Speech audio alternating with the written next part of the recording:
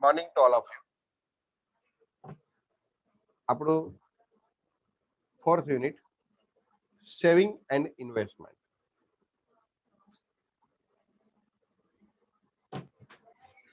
Saving એટલે કોને કહેવાય? So what is the meaning of saving? From your income, whatever amount remaining after making expenditure, after incurring expenditure, whatever the portion is with the people, it is called as saving. So formula is income minus expenditure. Y for income, E for expenditure.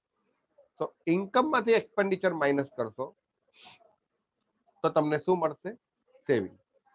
Secondly જો જોવા જઈએ તો excess of fund or surplus in a profit or capital. Excess of fund or surplus in a profit or capital gain are also available for investment. Say for the example, what is the wealth? Wealth કોને કહેવાય? Assets minus liabilities એ તમારી wealth કહેવાય, જેને આપણે કહીશું capital. તો suppose કે 2020-21 ની વેલ્થ છે 5 લાખ અને 2019-20 ની વેલ્થ છે 3,20,000. તો અહીંયા કે છે 5 લાખ માંથી આ ઓલ્ડ છે એટલે વેલ્થ 1 કહેવાય અને આ ન્યુ છે એટલે એને વેલ્થ 2 કહીશું. તો ન્યુ માંથી ઓલ્ડ માઇનસ કરીશું એટલે wealth second, wealth in the period of 1 second and wealth in the period 1. So this is the new wealth, this is the old wealth. So new માંથી old minus કરો, જે આવશે એ તમારો capital gain or loss.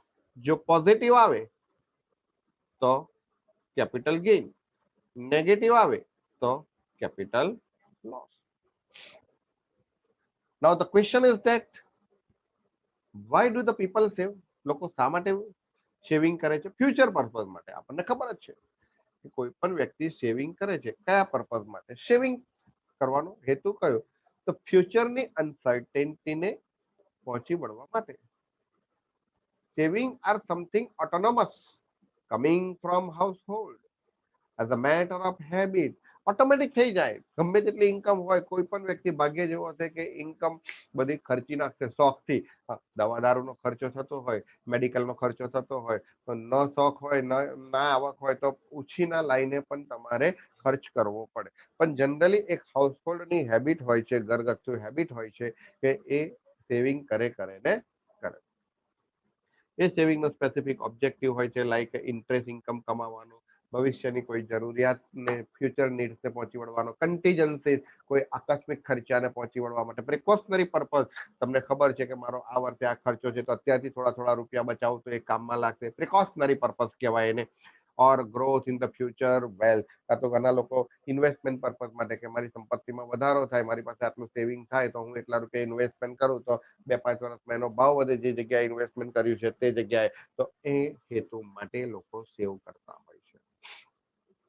Leading two rise in the standard of living. ઘણા લોકો saving એટલા માટે કરતા હોય છે કે પોતાનું સ્ટાન્ડર્ડ ઓફ લિવિંગ વધે, કે મારા ઘરે આ વસ્તુ નથી, આ વસ્તુ લાવીશ તો મને સુખ સગવડની જરૂરિયાતો પૂરી થશે. સપોઝ કે કાર લાવી, સેવિંગ શેના માટે કરું છું? I want to purchase car. એટલે કાર એ શું છે? એક પ્રકારની કમ્ફર્ટેબલ લાઈફ જીવવાનો પ્રયત્ન છે, તો સ્ટાન્ડર્ડ ઓફ લિવિંગને વધારવાનો પ્રયત્ન છે. ઘરમાં ફર્નિચર ના હોય તો થોડું થોડું સેવિંગ કરીએ, પૈસા બચે એટલે ફર્નિચરિંગ કરીએ. તો ફર્નિચરિંગ કરવાનો હેતુ શું છે? સ્ટાન્ડર્ડ ઓફ લિવિંગ વધારવાનો છે. પરંતુ તમને ખબર છે તે પ્રમાણે ઇન્ફ્લેશનની અસર થાય ને થાય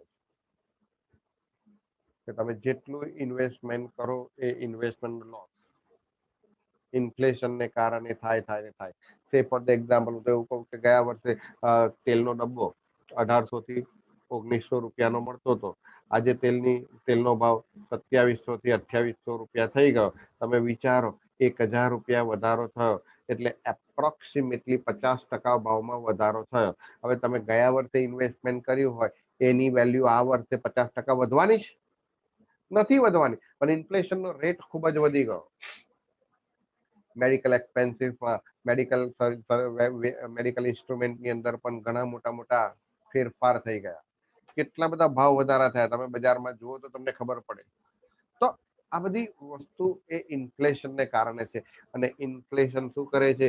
ડિક્રેશન ઇન ધ રૂપી, વેલ્યુઝમાં ઘટાડો કરે છે, પરચેઝિંગ પાવરમાં ઘટાડો કરે છે. When the rate of inflation is about 10%, the real value of the money is lost by 10%. જો ઇન્ફ્લેશન 10% વધે ને તેનો મતલબ તમારા રૂપિયાની વેલ્યુએશન 10% ઘટી છે. દરેક વસ્તુમાં વધારો છે તમે જો અત્યારે. એટલે દરેક વ્યક્તિ શું કરવા માંગે છે? Protect themselves from the loss of real values of their asset. એને ઘટાડવા, એની જે અસેટની જે રિયલ વેલ્યુ ઓફ લોસ છે ને એમાં બચવા માટે આ પ્રયત્ન કરતો હોય છે. હવે એ ઇન્વેસ્ટમેન્ટ કઈ કઈ જગ્યાએ કરી શકશે? તો એના માટે શું કરશે? તો some investment give only the income. અમુક ઇન્વેસ્ટમેન્ટ એવા છે કે જે ફક્ત તમને ઇન્કમ આપશે, like bank deposit, post office certificate.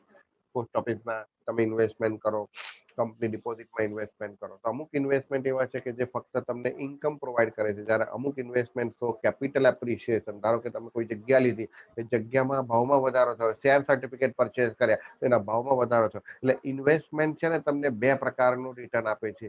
એક ઇન્ટરેસ્ટના ફોર્મમાં રિટર્ન આપે છે અને બીજું કેપિટલ એપ્રિસિએશનના ફોર્મમાં રિટર્ન આપે છે.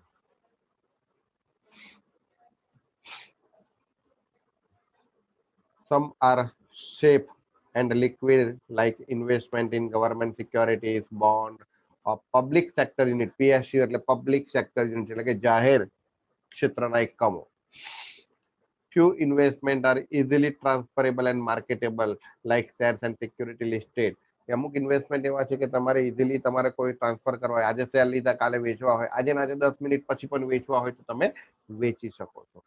But all above investment do not satisfy the needs and objectives of the investor. Refer to later કે ઓબ્જેક્ટિવ્સ કયો છે પછી આપણે જોઈએ છે, પણ એ આ ઇન્વેસ્ટમેન્ટ એ ઓબ્જેક્ટિવ ફૂલફિલ કરતો નથી. Including securing a hedge against inflation. ઇન્ફ્લેશનની સામે તમને રક્ષણ આપે એવું પણ એ ઇન્વેસ્ટમેન્ટ કવર અપ કરી શકતો નથી.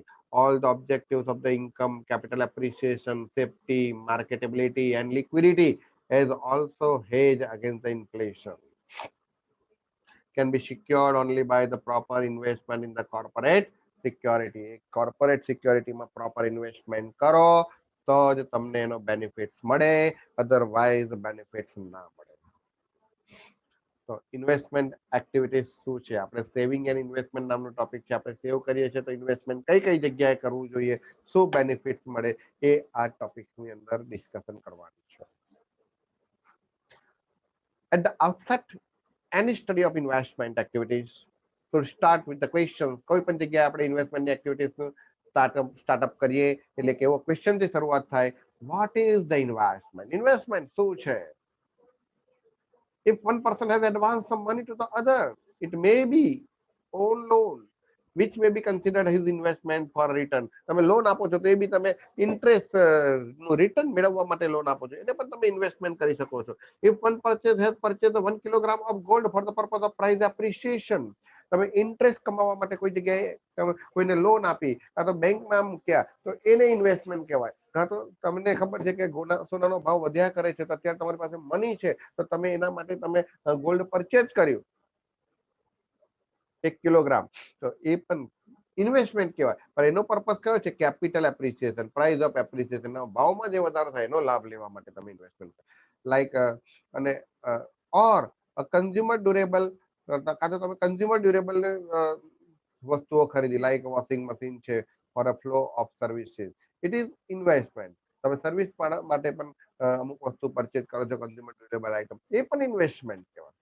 If he purchase an insuring plan or a pension plan, it is an investment. તમે ઇન્સ્યોરન્સ પ્લાન લો પેન્શન પ્લાન લો, એ પણ ઇન્વેસ્ટમેન્ટ છે. There are various types of the investment for the various purpose. ઘણા બધા પ્રકારના investment છે, પરંતુ purpose અલગ અલગ છે. અમુક ઇન્વેસ્ટમેન્ટ ઇન્ટરેસ્ટ ઇન્કમ કમાવા માટે છે, અમુક ઇન્વેસ્ટમેન્ટ કેપિટલ એપ્રિસિએશન માટે છે, અમુક ઇન્વેસ્ટમેન્ટ સેફટી પર્પઝ માટે છે, અમુક ઇન્વેસ્ટમેન્ટ પાસ્ટ ઇન્કમ કમાવા માટે છે, પાસ્ટને સિક્યોર બનાવવા માટે છે. એટલે ઘણા બધા પર્પઝ માટેના ઇન્વેસ્ટમેન્ટ છે. ઓકે, તો સેવિંગ એન્ડ ઇન્વેસ્ટમેન્ટનો ઓબ્જેક્ટિવ શું છે એ આપણે હવે અત્યારે શીખવાનું. તો સેવિંગ એન્ડ ઇન્વેસ્ટમેન્ટ, આ બધી વસ્તુ આજે છે એને કઈ વાંચવાની જરૂર નથી. તે છતાં તમારે નજર ફેરવવી હોય તો ટેમ્પલેટ આપીશું, ત્યારે નજર ફેરવી લેજો. ઇન્વેસ્ટમેન્ટ શું છે? તો there are two terms which are relevant for the context. એક gross and net investment. Gross investment કોને કહેવાય? તો total investment made from all the sources by an economy. MCQ માં પૂછી શકાય. એને ગ્રોસ ઇન્વેસ્ટમેન્ટ કહેવાય. જ્યારે નેટ ઇન્વેસ્ટમેન્ટ કોને કહેવાય? those which are gross investment minus disinvestment for an economic unit. શું કહે છે? ગ્રોસ ઇન્વેસ્ટમેન્ટ કોને કહેવાય? તો કે gross are total investment made from all the sources by an economic or single economic unit. તમે તમારો ધંધો, તમારો બિઝનેસ, તમારી કંપની એ ઇકોનોમિક યુનિટ કહેવાય. તો એને જે જગ્યાએ ઇન્વેસ્ટમેન્ટ કર્યા છે, ઓલ ધ સોર્સિસ એટલે શું? કેપિટલ એપ્રિસિએશન માટે ઇન્વેસ્ટમેન્ટ કર્યું હોય, બેંકમાં ઇન્વેસ્ટમેન્ટ કર્યું હોય, એફડી કરેલી હોય, મ્યુચ્યુઅલ ફંડમાં ઇન્વેસ્ટમેન્ટ કર્યું હોય, બેંકમાં ઇન્વેસ્ટમેન્ટ કર્યું હોય, ઇન્સ્યોરન્સમાં ઇન્વેસ્ટમેન્ટ કર્યું હોય, તમે કેપિટલ એપ્રિસિએશન પર્પઝ માટે કોઈ જગ્યાએ ઇન્વેસ્ટમેન્ટ કર્યું હોય, આ બધાનો સરવાળો એટલે ગ્રોસ. ત્યારે નેટ ઇન્વેસ્ટમેન્ટ એટલે ગ્રોસ ઇન્વેસ્ટમેન્ટ માઇનસ તમે જે વેચ્યા છે. ડિસઇન્વેસ્ટમેન્ટ એટલે કે ઇન્વેસ્ટમેન્ટ એટલે કે પરચેજ કરવું, ડિસઇન્વેસ્ટમેન્ટ એટલે કે એ પરચેજ કરેલું સોલ્ડ આઉટ કરવું, એને ડિસઇન્વેસ્ટમેન્ટ કહેવાય. સરકાર પોતાની જે મિલકતો છે, ધારો કે એર ઇન્ડિયા એ વેચે તો એને ડિસઇન્વેસ્ટમેન્ટ કર્યું કહેવાય. ઓએનજીસી એ વેચે તો એને ડિસઇન્વેસ્ટમેન્ટ કર્યું કહેવાય. gross assets and investment minus depreciation for the economy or company or corporate sectors or government sector is a net investment. Gross assets and investment હોય એમાંથી depreciation એનો માઇનસ કરો તો એ નેટ ઇન્વેસ્ટમેન્ટ કહેવાય.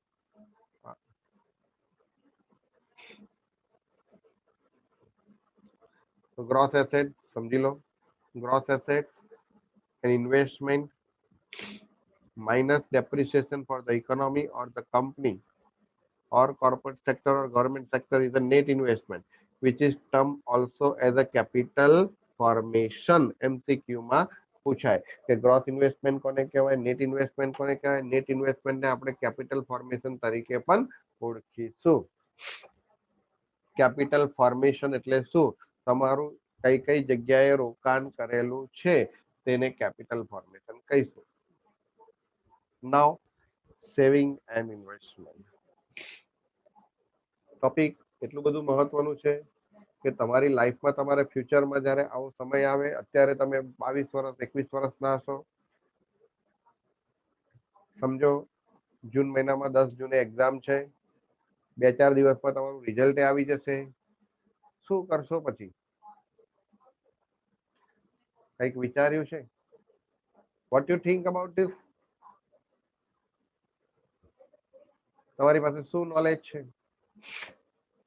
તમારે પ્રેક્ટિકલ એક્સપિરિયન્સ લેવાનો છે, કોઈ જગ્યાએ જોબ લાગવી પડશે, કાં તો તમારા જે તમારો ગોલ છે એ ગોલમાં જોડાઈ જવું પડશે. તમારે કમ્પલસરીલી યાદ રાખો, તમારો જે ઓબ્જેક્ટિવ છે એ ઓબ્જેક્ટિવ અચીવ કરવા માટે તનતોડ મહેનત કરવી પડશે, otherwise you are fail. Market, તમે માસ્ટર ડિગ્રી, હજુ મારી તો ઈચ્છા ખરી કે કોઈ જગ્યાએ માસ્ટર ડિગ્રી મેળવો જો તમારી કેપેબિલિટી હોય તો. બાકી હવે બીકોમ ની કોઈ વેલ્યુસ નથી. યાદ રાખજો, માસ્ટર ડિગ્રી મેળવવી. જો ઇન્વેસ્ટર્સ આર સેવર. ઇન્વેસ્ટર ઘણા બધા જગ્યાએ છે, but all the savers can not be good investor. Investor એટલે કોણ? બચત કરનારા. સેવર એટલે બચત કરનારા. ઇન્વેસ્ટર એટલે રોકાણકાર. બધા રોકાણકારો બચત કરનારા છે, પણ બધા જ બચત કરનારા સારા રોકાણકારો નથી. ઇન્વેસ્ટમેન્ટ કરવું, પણ ઇન્વેસ્ટમેન્ટ ક્યાં કરવું, કયા પર્પઝ થી ઇન્વેસ્ટમેન્ટ કરવું, એ લોકોના મગજમાં નથી. But all the savers cannot be good investors. As investment is a science and an art. Investment શું છે? એક સાયન્સ છે, એક આર્ટ છે. કઈ જગ્યાએ, ક્યારે, કેવા હેતુથી ઇન્વેસ્ટમેન્ટ કરવું, ધેટ ઇઝ ધ આર્ટ. અને કયા પ્રિન્સિપલ થી ઇન્વેસ્ટમેન્ટ કરવું, that is the science. Saving are sometimes autonomous and sometimes induced by the investment, like fiscal concession or income or capital appreciation. Saving બે પ્રકારનું છે. ઇન્ડ્યુસમેન્ટ, અમુકનો સ્વભાવ એવો હોય કે ના બચત કરવાની, ખર્ચો ઓછો કરવાનો, ચાલશે ફાવશે ગમશે દોડશે ની નીતિ રાખવાની, તો એ સેવિંગ ને ઓટોનોમસ ઇન્વેસ્ટમેન્ટ કહેવાય. ઇનબિલ્ટ ઊભું થાય એને ઓટોનોમસ ઇન્વેસ્ટમેન્ટ કહેવાય. તો એ સેવિંગ ઓટોનોમસ ઇન્વેસ્ટમેન્ટ છે. અને ઘણી વખત અમુક પ્રકારનું સેવિંગ એ ઇન્ડ્યુસ થતું હોય. ઇન્ડ્યુસ થતું એટલે આપણને પ્રોત્સાહિત કરતું હોય. ધારો કે તમને ખબર પડે કે અત્યારે 50,000 રૂપિયાનો ભાવ છે અને વિધિન 2 મંથ એ ભાવ 55,000 થશે. સમજો, એક જ મિનિટ.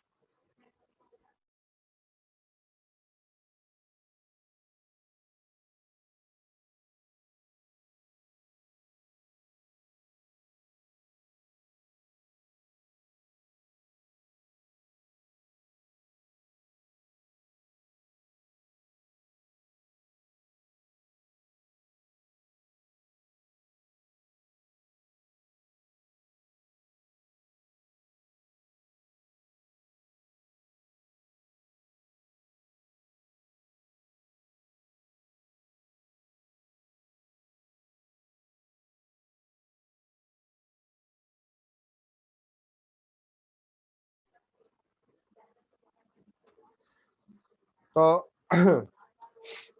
સમજો કે જે ઇન્વેસ્ટમેન્ટની વાત છે એ અમુક ઓટોનોમસ છે અને અમુક ઇન્ડ્યુસ્ડ ઇન્વેસ્ટમેન્ટ છે. મેં તમને કીધું 50,000 નો ભાવ 55,000 થશે એવું મગજની અંદર તમારા થઈ ગયું, તમને એવા સોર્સિસ તરફથી એકદમ કન્ફર્મ મળ્યું કે હા 55,000 થશે, તો તે વખતે એ 55,000 રૂપિયાનો લાભ લેવા માટે 5,000 વધ્યા, 2 મહિનામાં 10% વધે, કોણ ના લાભ લે?